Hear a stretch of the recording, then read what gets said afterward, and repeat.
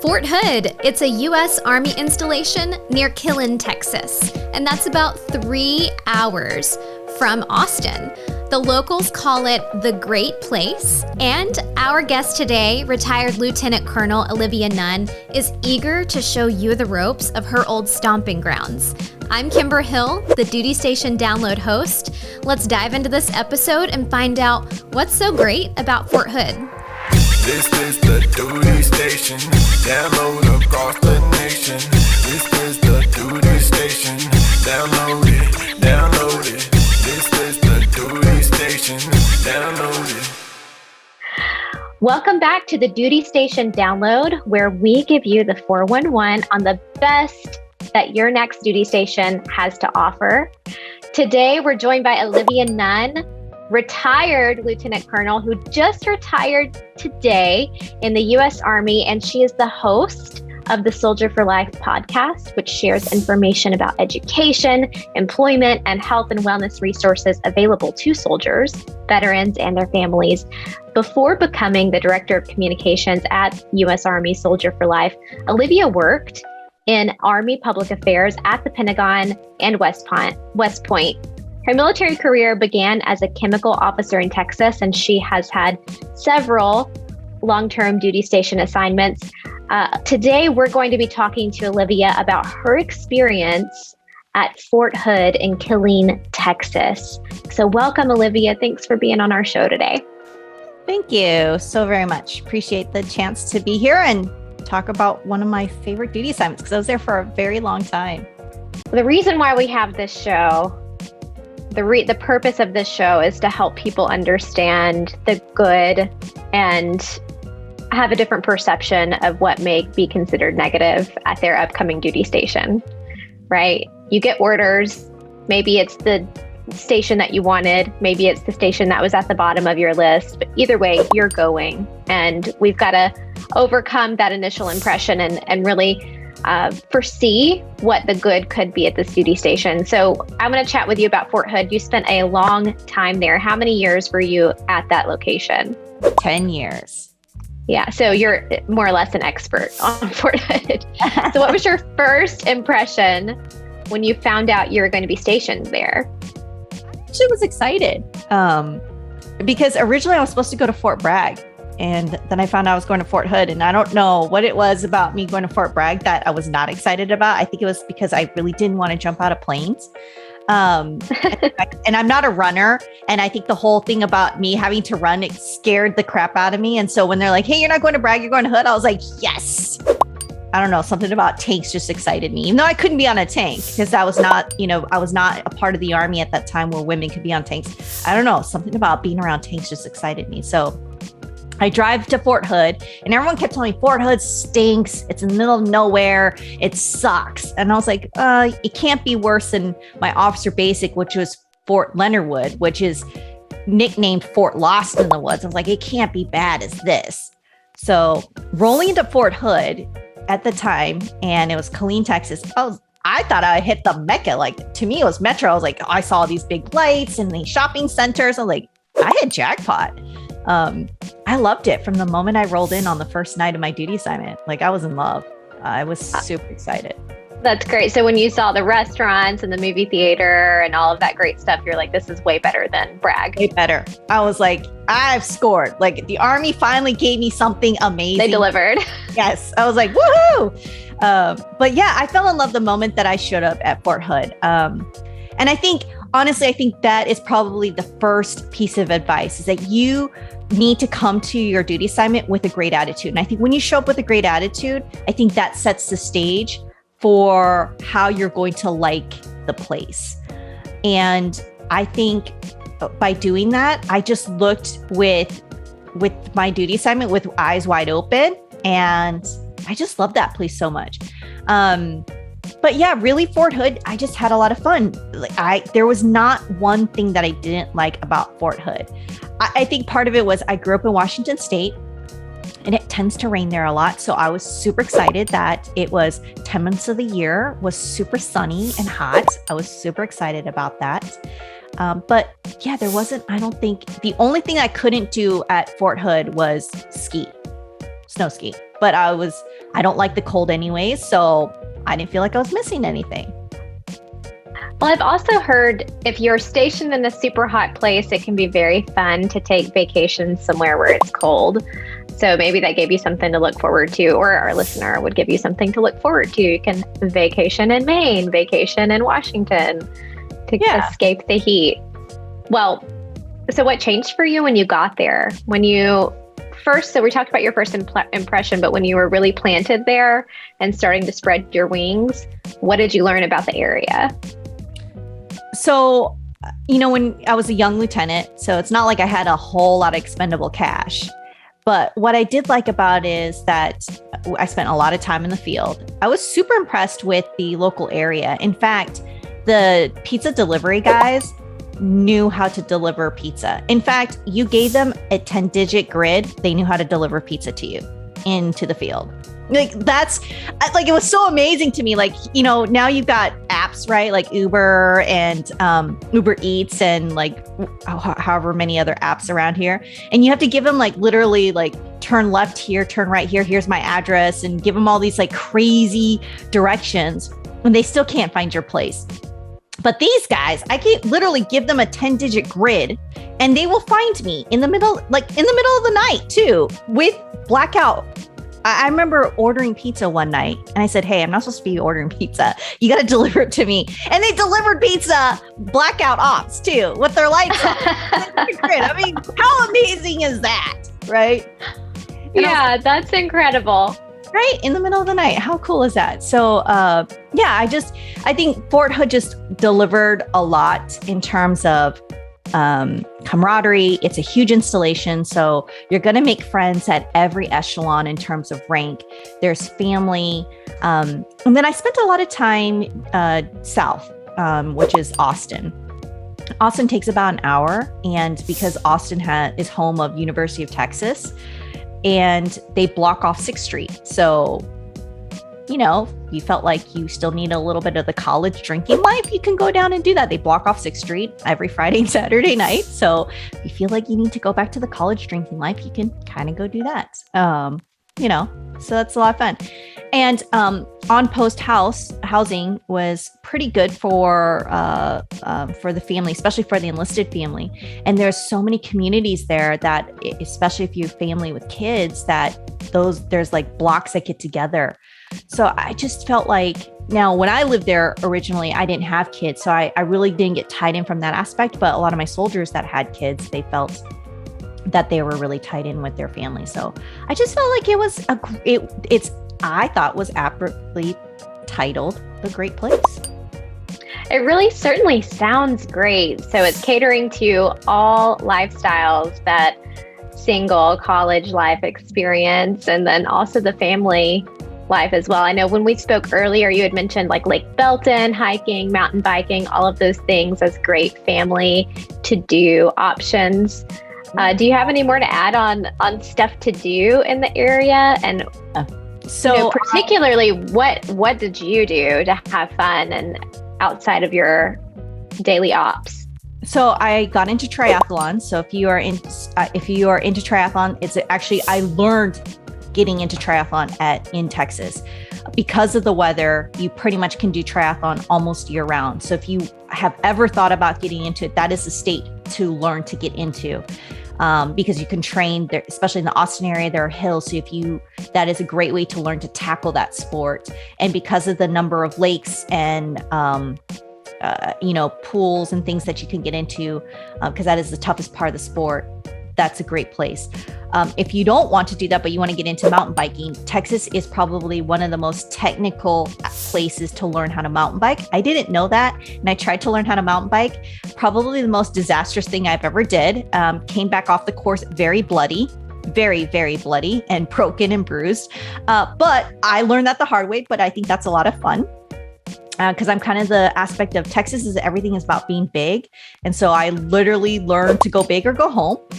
And then the other thing is, I learned how to canoe, which by the way, I learned that I canoe in a circle. So you probably don't ever want to take me on the lake as your canoeing buddy. That's another thing. Okay, I'll skip that. but there's so much to do in Texas, and golfing. Actually, Fort Hood has one of the top rated golf courses in America, believe it or not. And it's on the Army installation. So it's relatively inexpensive. And because it's so large, there's a portion where you can walk it and the rest you can drive. And I actually got into golfing, and they employ actual PGA pros on their golf course. So I actually took lessons from golf pros. And so during lunchtime, I would actually go and hit a bucket of balls just to, get into it. And I thoroughly enjoyed it. So if you want to get into golfing, what better place to do it? I had so much fun. And yes, there's been a lot of negative conversation about Fort Hood, but you can make the best of it. And there's literally 2 towns right outside of Fort Hood. So if you don't want to live in Killeen, you can either live in Carper's Cove or you can live in Harker Heights. And then there's Belton right outside as well. And there's a huge, man-made lake right there in Belton, if you like doing water sports. And then just right north of Belton is Waco, which is, everybody knows about Waco, which is Magnolia. Everybody, if you're into the HGTV and all of that, I just don't think that you could not like Fort Hood, because there's just so much to do. And if you're a hunter or a fisher, I'm not a hunter, but many people are. There's so much that you can go into hunting in and around that area. So, it's a great. Yeah, it's a great. My place. husband is a huge hunter, and I know a lot of his, buddies in the service hunt too. So every time we go to a new duty station, that's the first thing he's looking for is, where can I hunt? And for our listeners, Olivia was referencing Chip and Joanna Gaines' television show, Fixer Upper. I think they have a store. Yes. There. I have heard of people traveling to Texas on vacation just to go to their store. Yes. It's supposed to be a great place to shop for home decor and stuff like that. So now that we understand kind of what your pastimes were while you were there, do you remember, and maybe it's still relevant for you, did you have any favorite places to eat at Fort Hood? Any restaurants that are, you have to go here, you have to eat here, other than pizza delivery? So, inexpensive right there in Killeen was Rosa's. It was like a Tex-Mex place, super cheap. But for me, like outside of Fort Hood, but to drive, I'd actually go to Papacitos in Austin. Like that was like the place that I wanted to go when I would drive down. And I think that's the thing that I miss the most in all the places that I've gone beyond Texas is Tex-Mex. Nobody does Tex-Mex other than Texas. Here in the DC area, I'm a foodie and I can eat whatever I want, but there is no Tex-Mex here, believe it or not. And so the few times that I get in being able to go back to Texas, I'm like, I don't care where you guys are going to eat. I just need Tex-Mex. Like that's the one thing I ask is Tex-Mex. So that's the thing that you just got to eat. And then the other thing is I'm going to say you cannot not be at Fort Hood and station there and not get yourself some cowboy boots. Like I have a pair of cowboy boots, Lucchese's. You gotta own yourself a pair of cowboy boots, because Texas is the Lone Star State. You got to go big or go home when you're in Texas. Yeah. Well, I think that happens a lot, north of that Mason-Dixon line that kind of runs through the country. I know you can't get like sweet tea and pinto beans and Tex-Mex. There's a whole list of things that just don't sprawl into those areas. So I can understand missing Tex-Mex. Cowboy boots. Where did you get yours? Any particular stores there, or did you just order them online? I forget the name of it, but it's like right there in Austin, right off of I-35. There's a big old cowboy boot sign right there. There's quite a few in Austin. I just went in there, picked out a pair of cowboy boots. I mean, I think I spent half a day in there because there's so many to pick from. I think I pulled like 20 pairs of boots off the shelf, and I was like, well, do I want this one or do I want this one? Like, it just. Sound like me trying to shop for something. All right. So cowboy boots, to me, I associate that with line dancing. Did you ever do that while you were there? No, honestly. So I do love dancing. But nope, I don't know how to line dance. Never did it. So you can skip that if you're headed to Fort Hood, not a requirement. Okay. If you want to do it, you could do it. I just happened to not do it. But but I did do salsa dancing. I did get into salsa dancing. I love that. Quick little fact. So I wanted to learn how to salsa dance. And so we signed up for some salsa dancing in Austin, and we went like twice a week for like 6 weeks. And super excited. We're like, yay, we learned how to salsa. And so we hit up a club in Austin after we took our little lessons. And come to find out, we had learned how to salsa from a ballroom dancer. So we did learn the steps, but we had learned it kind of a very stiff way and not the street style, which is the way I really wanted to learn. So yeah, FYI, there's a difference between the street style, like free flowing versus the ballroom. Just thought I'd let you guys know. I can only imagine. I've got some really fun images popping through my imagination. I'm sure you had a good time though. We did. It was funny because when we showed up, I was like, why do I look so stiff? And so we're the hostess of the club. It was Oasis that we went to. It was this huge outdoor over the deck looking over at Lake Austin.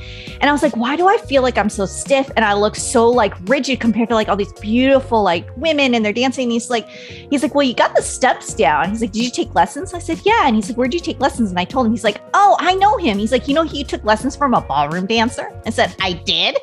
He's like, yeah, your ballroom salsa dance. I'm like, oh, go figure. So you might be good for like Dancing with the Stars, but as far as hanging out at the club, it looked that's not what I wanted. I wanted probably didn't work out. Yeah. Well, go audition. Do something with that. All right. So when you got to Fort Hood, did you have any rude awakenings that no one told you about before you got there? Something that maybe you wish you would have known? So I think the only thing that I wish that I had known is, one, I think it's two things. One is very military, and it was me being more naive as a young officer, is that as a woman, and that is, as a female young officer, you don't get to go hang out with your soldiers, right? Young men officers get to go hang out with their soldiers, right? It's just, it's that whole like sense of respect that you would get with your soldiers the next morning. And I never did, but I always thought that was so weird that it was a double-edged sword and double standard. And that conversation that happens the next morning. And then the other thing that can apply to anybody that I wish I'd known, because I grew up in Washington State. Washington State, the only thing that's poisonous is the brown recluse spider. And that spider only hangs out in dark corners in a basement. And there are very few basements in Washington, because I grew up in Western Washington. So I grew up basically running around, touching things for the most part, without ever any worry of things that could potentially hurt or kill me. So I learned, like I said, I learned how to golf in Texas. And the first time I went golfing, of course, I didn't know how to golf, and I didn't have a lot of golf balls. And so I'm collecting golf balls as I'm golfing. And as I'm going around, I'm collecting all these golf balls. Well, what does Olivia do? I see a bunch of golf balls on the golf course. And Texas has rattlesnakes. And I went to reach down to grab a golf ball, and literally out of the corner of my eye, I see something come towards my hand. And I just happened to reflexively just jump back fast enough. It was a rattlesnake about to strike me because the ball was right next to it. And I just didn't realize that that's what it was, because it was coiled up. So they move so fast. And they do. So FYI, if you come from a state like me that doesn't have poisonous things, Texas has poisonous things that can kill you. Just be aware. Yeah. Well, maybe, if you're headed to Fort Hood, maybe you need to be looking into what to do if something like that happens to you. I don't know why it never dawned on me that there are things that can kill you, like rattlesnakes. Yeah. I can't believe the only thing poisonous in Washington is the brown recluse, because I'm from Alabama, and everything in Alabama can kill you. Yeah. I mean, I just grew up where things don't kill you. Right. Yeah. Like, so I never like dawned on me that there are things that could kill you. So yeah. So that was one thing I wish I kind of knew. What about the real estate market there? Did you buy a house? Do you have recommendations for where people might want to live? So I did buy a house, and I just recently sold it because I am now divorced. And so we sold that because of the divorce. The market is amazingly hot, has been the whole entire past 20 years. My recommendation is I would recommend going to Fort Hood and rent and kind of get to know the market first, and then find a realtor that you trust, and then figure out what you want to buy. Especially if you're going to use your VA.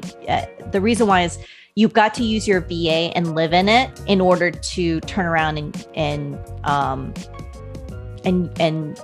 use that VA, if you will, as a rental. So that's what I did. I bought a duplex with my VA, and because I was living in it, I was able to apply my VA toward it. And then when I moved out, it became my rental property. And so I wasn't breaking any rules with it. But had I tried to use my VA as a rental in the beginning, I wouldn't have been able to use it because those are rules against the VA. So I would recommend, my recommendation is get there, get to know the lay of the land, figure out what jives with you. There's a different vibe and feel between Carper's Cove, Killeen, and Harker Heights. It's based on the school district. It's based on kind of the niche environment. You know, the senior enlisted kind of live in a different area where the officers live and where the junior enlisted. It's every installation's like that. So kind of feel like where is it that you want to live, and what school does your kid kind of jive with? And then figure out where you want to buy and for what purpose. Is this your first house? Is this your second house? Is this going to be a rental property, or what is it? And then my personal favorite, there are different companies that do manage rental properties, property management. My personal favorite is the one in Harker Heights, and that's Tri-City Property Management. I've been with them for the last 20 years. They manage my property. They cost a little bit more on the fees, but I thought hands down, they're amazing. And I loved them. So, and they are a locally owned company and huge advocates of the military. So thanks, Olivia. So we are out of time to chat any more about Fort Hood. So I'm going to ask you one last question. Olivia, for our listener who's headed to Fort Hood, maybe they are in the car right now with the U-Haul or getting on the airplane to land in their new duty station. What are your biggest takeaways that you want anyone headed to Fort Hood to know and be aware of? Literally, Fort Hood is called the Great Place because you will have so much fun. There's so much to do. It is a gigantic state. You can never go wrong there.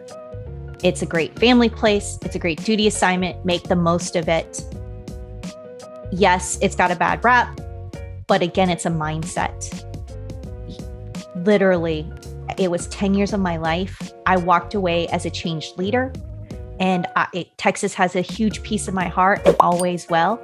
And I challenge you, and I dare you to come back to me after you've been assigned there, that you cannot come back and say, I hated that place, because I doubt that you can, because it really is the great place. Thanks, Olivia. I really appreciate you sharing everything that you know about Fort Hood and being so candid and open about your perspective on things that are happening there. So I want to give you the opportunity to share with our listeners where they can connect with you.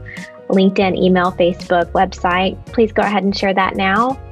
Absolutely. I am on Instagram as RCR Princess. You can find me on LinkedIn as Olivia Nunn, and I'm also on Facebook as Olivia Nunn, and I would gladly connect with you. And thanks for letting me be on the show. Yeah, no problem. This has been another installment of the Duty Station Download. If you'd like to join the conversation about what it's like to be stationed at Fort Hood or somewhere else in Texas, write to us and let us know. Our email is podcast@vertforce.us. If you like this content, share it with a fellow friend in Texas or anywhere in the United States or Oconus. Thanks for listening.